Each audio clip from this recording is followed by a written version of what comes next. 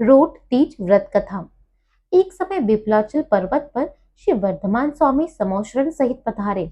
तब राजा श्रेणिक ने नमस्कार करके हाथ जोड़कर प्रार्थना करी कि महाराज, रोट तीज व्रत कैसा और इस व्रत से किसको लाभ हुआ है और यह व्रत कैसे किस विधि से किया जाता है, सो कृपा करके कहो।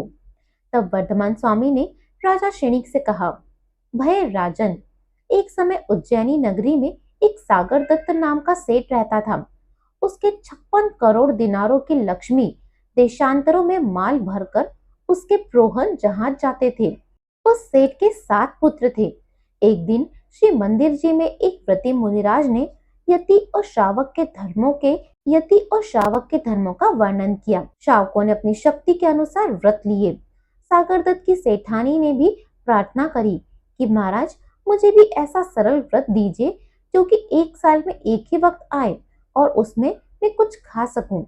श्री मुनिराज ने फरमाया कि हे सेठानी, व्रत नियम थोड़े से भी इस पामर जीवन को संसार से पार लगाने के लिए होते हैं। श्री 24वां व्रत, जिसे रोट तीज भी कहते हैं, साल में एक ही वक्त करना होता है। भाद्र पक्ष शुक्ल तृतीया को सामायिक स्नान करके 24 महाराज की पूजन विधान करना चाहिए। एक वक्त 6 रसों का त्याग करके एकासन और एक ही अन्न से उसी वक्त अन्न और पानी से अंतराय रहित नियम पूर्वक करना चाहिए। इससे लक्ष्मी अटल रहती है। व्रत के दिन कुकथाओं का त्याग और शील सहित धर्म ध्यान में लीन रहना चाहिए। 4 प्रकार का दान देना चाहिए। यह व्रत 3, 12 और 14 वर्ष तक किया जा सकता है। श्रावक के षट कर्म, देव पूजा, गुरु उपासना, स्वाध्याय, संयम, तप, दान का पालन करना चाहिए। सेठानी श्री गुरु को नमस्कार करके और व्रत लेकर घर आ गई। घर आकर सेठानी ने अपने परिवार और कुटुंब से व्रत लेने के विषय में कहा। कुटुंब परिवार ने कहा कि फूलों में रखकर कोमल चावल, घी, शक्कर, मेवा आदि उत्तम पदार्थों के मिश्रण से जो भोजन किया जाता है वो हजम नहीं होता है, तो ऐसा कठोर व्रत कैसे किया जाएगा। कुटुंब परिवार की निंदा से सेठानी ने लिए हुए व्रत का त्याग कर दिया। व्रत भंग के पापोदय से सर्व लक्ष्मी नष्ट हो गई। मोतियों का पानी हो गया। रत्नों वो सोना चांदी के जो ढेर थे वे पत्थर कंकड़ में के ढेर हो गए। देशांतरों के प्रोहन जहाज जहां के तहां रह गए। धन के अभाव में दास दासियां भाग गए तथा दिन बड़े ही कष्ट से व्यतीत होने लगे। तब सेठ, सेठानी, उनके 7 पुत्र और उनकी स्त्रियां, इस प्रकार 16 प्राणियों ने देशांतर जाने का विचार किया और उज्जैनी नगरी छोड़कर बाहर निकल गए। हस्तिनापुर में सागर दत्त सेठ की पुत्री परनाई थी। संकट के कुछ दिन काटने की इच्छा से हस्तिनापुर जाकर पुत्री को खबर पहुंचाई कि हमारे ऊपर संकट पड़ गया है, तो तेरे पास मदद के लिए आए हैं। हमारे संकट के कुछ दिन के लिए सहायता होना चाहिए। हमारे संकट के कुछ दिन के लिए सहायक होना चाहिए। पुत्री ने ऐसी बात सुनकर खबर देने वाले को कहा, मेरे ससुराल वाले यह कहकर लग जाएंगे कि हमारा धन चोरी चोरी कर पियर पहुंचा देती है, अतः मेरे से ऐसा कष्ट सहा नहीं जाएगा। इसीलिए ये कष्ट के दिन दूसरी जगह जाकर बिताएं और एक थाली में दाल भात भोजन की सामग्री, एक वक्त का भोजन और उसमें 5 रत्न छिपाकर दे दिए। सेठ के पापोदय और सेठानी के व्रत भंग के दोष से वो थाल मिट्टी का बर्तन, भोजन सामग्री कीड़ों सहित और मोहरों के कोयले बन गए। उसे उसी जगह गड्ढा खोदकर उसमें गाड़ दिया और बसंतपुर ससुराल चले गए। वहां कुछ कष्ट के दिन काट देने की इच्छा से गए। उस दिन सागरदत्त सेठ के साले रामजी सेठ के यहाँ जीमनवार थी। इस जीमनवार की खबर सुनकर उन्होंने विचार किया कि इस वक्त रामजी सेठ के यहाँ जीमने वास्ते बड़े बड़े लोग आए होंगे। ऐसी गरीब अवस्था में हमारा वहां पहुंचना ठीक नहीं होगा। रात के वक्त अंधेरे में चलेंगे। कई दिनों की भूख से सभी अधीर हो रहे थे। सागरदत्त सेठ की स्त्री ने कहा कि भूख शांति के लिए मैं जाकर थोड़ा सा चावल का पानी मांड जो मकान के पिछवाड़े से नाले में से गिर रहा है ले आती हूँ। एक मटकी हांडी ले जाकर नाले के नीचे रख दी।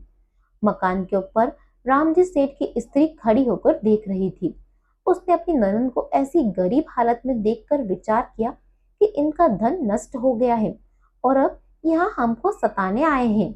ऐसा विचार करते हुए जिस नाले से चावल का मांड जा रहा था, उस नाले में एक पत्थर सरका दिया। वो पत्थर पड़ने से नीचे रखी मटकी हांडी फूट गई और चावल का गरम गरम मांड सेठानी के पैरों पर गिर पड़ा, जिससे वह जल गई और बहुत दुखी हुई। पुत्र खबर पाकर कपड़े की झोली में डालकर उठाकर ले गए।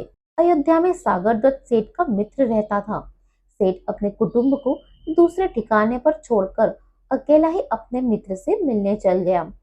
मित्र ने भली भांति आदर सम्मान किया और धैर्य देते हुए कहा, हे मित्र, संतोष धारण करो। हमारे घर को तुम अपना ही समझो और यहाँ रहो। तुम कुटुंब को दूसरे ठिकाने पर छोड़कर क्यों आए? क्या इस घर को तुमने अपना नहीं समझा था? दोनों के आपस में रात के वक्त महल में दुख सुख की बात करते हुए आधी रात्रि व्यतीत हो गई। मित्र तो उठकर दूसरे ठिकाने सोने को चला गया और सागर दत्त सेठ वहीं रह गया। उस वक्त वहां चित्राम का मढ़ी हुआ मोर था। उस हार को निगल रहा था और सेठ पड़े पड़े देख रहे थे। सेठ ने विचार किया कि दिन निकलते ही मुझे ये चोरी का कलंक लगेगा और मैं कैसे रहूंगा। ऐसा विचार कर वो रात्रि में ही चला गया और अपने कुटुंब से जाकर सारी हकीकत कही।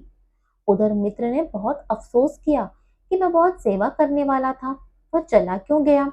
वहां से चलकर उन्होंने चंपापुरी में समुद्र तट सेठ के पास पहुंचकर अपने दुख की सब बात कही। सेठ ने एक प्राणी को 2 सेर खाई के गले हुए सेठ ने हर एक प्राणी को 2 सेर खाई के गले हुए जौ और 2 पैसे पर कड़वा तेल की मजदूरी में रख लिया। स्त्रियां घर का काम करती थी और पुरुष दुकान का काम करते थे। सागर दत्त सेठ ने समुद्रगुप्त की स्त्री को धर्म बहन बना लिया।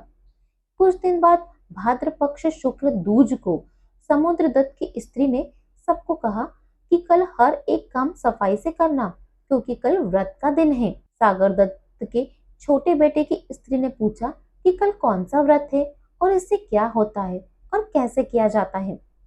समुद्र दत्त सेठ की स्त्री ने व्रत की उपरोक्त विधि बताते हुए कहा कि इससे लक्ष्मी बढ़ती है। सागर दत्त की पुत्र वधू ने व्रत पर दृढ़ श्रद्धा करते हुए अपने भाग्य की जौ की रोटी बनाकर सबके साथ गुप्त रीति से ले आई और चढ़ाते हुए प्रार्थना करी कि हे प्रभु, हम तो रत्नों का नैवेद्य चढ़ाने लायक थे, परंतु आज हमारी ऐसी संकटापन्न स्थिति है कि मैं उपवास करके अपने भाग्य को नैवेद्य बनाकर आपके चरणों में अर्पित कर रही हूँ और करुणा भरी पुकार भरी।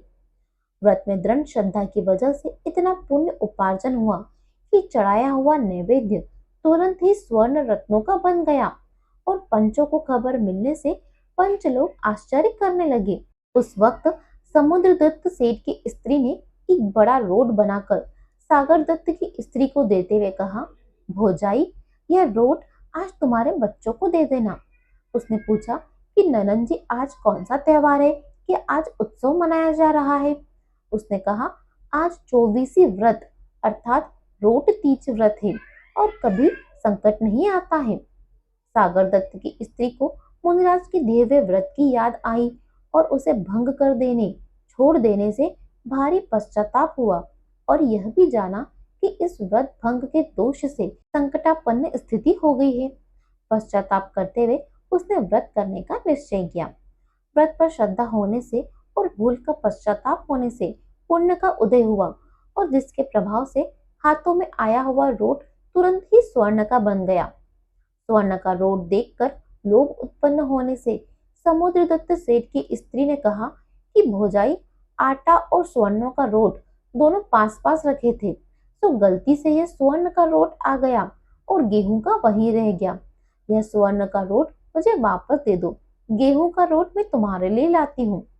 यह रोट समुद्र दत्त की स्त्री के हाथ में जाते ही गेहूं का बन गया।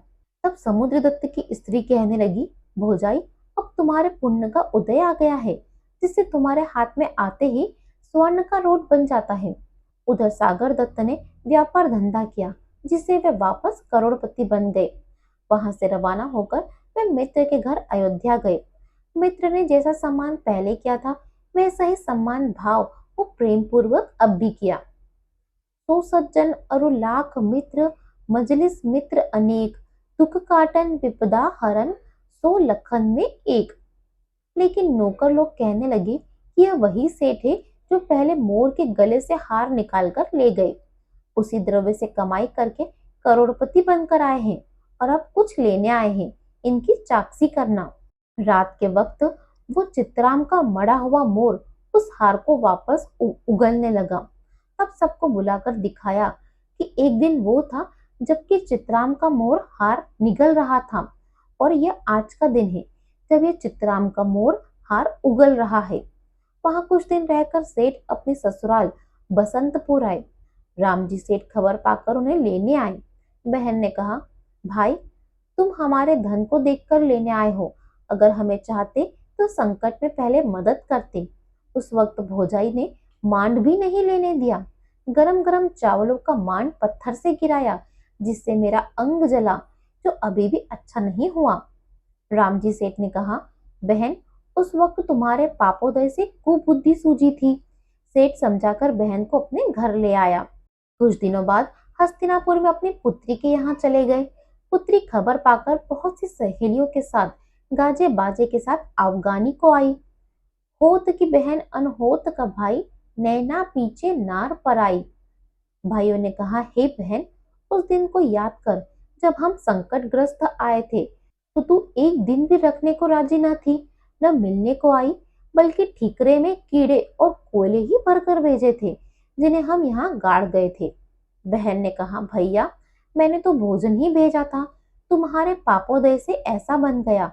अगर मैं उस अवस्था में मिलने आती तो मेरी ससुराल और तुम्हारी दोनों की बदनामी होती। सागरदत्त सेठ ने अपनी पुत्री को धन जेवर देकर विदा किया। वे वहां से अपने देश उज्जैनी को वापस आ गए। जो लक्ष्मी पहले बीड़ रूप हो गई थी, वो सब अपनी असली अवस्था में मिली। दास दासी नौकर चाकर सब आ गए। देशांतरों के प्रोहन जहाज जो जहां के तहां रुक गए थे, वे सब पुण्य के प्रभाव से व्रत की दृढ़ श्रद्धा से आ मिले। इससे हे जीवो, व्रत भंग को महादोष समझकर हर एक व्रत दृढ़ श्रद्धा से करना चाहिए और उसकी कथा बाचना, सुनना, अनुमोदना करना चाहिए। चाहे कोई भी व्रत हो, व्रत करने वाले को पूजा दान सामायिक जरूर ही करना चाहिए। फ्रूट तीज व्रत कथा की जय हो।